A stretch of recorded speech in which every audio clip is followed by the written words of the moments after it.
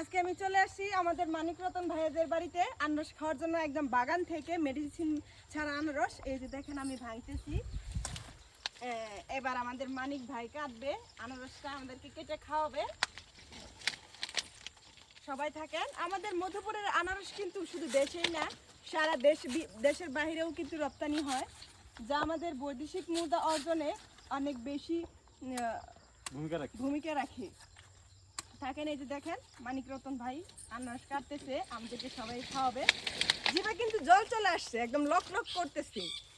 মধুপুরের আনারস বলে কথা, মধুর মতো মধু। আমার জিভে সত্যি জল আসছে, আপনারা দেখতে থাকেন। আপনাদের জিভে জল আসলে কিন্তু আমার কোনো দোষ নেই। মধুপুরের আনারসের মধু, এবং সেটা খুব তরতাজা।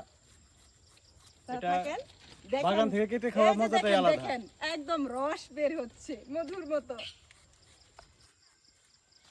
কি আচ্ছা মানিক ভাই, আপনার এই আনারসটা কতদিন পরে এটা পরিপক্ক হয়? এটা 18 মাস পরে পরিপক্ক হয়। 18 মাস। যদি ভালো আনারস হতে চায় তাহলে সেই ক্ষেত্রে আপনারা কি কি ব্যবহার করেন?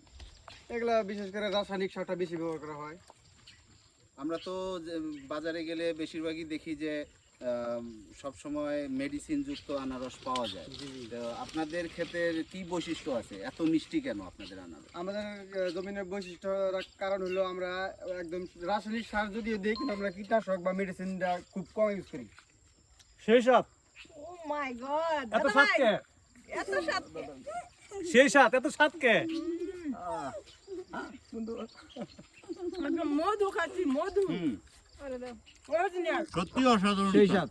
না না না না, অসাধারণ মিষ্টি, এর থেকে মধুপুরের মিষ্টি হতে পারে না। আনারসের মিষ্টি মধু খাই আমাদের কথাগুলো মধুর মতো হয়ে গেছে। ও মাই গড, সেই সাথ। সেই স্বাদ সত্যি অসাধারণ। একদম গাছ পাকা যে ফলগুলো খাচ্ছি, মেডিসিন নেই, কিচ্ছু না। মধুপুরে মধু শুধু এমনিই বলে না, সত্যি আপনারা এসে খেয়ে দেখলে বুঝতে পারবেন কতটা সুস্বাদু।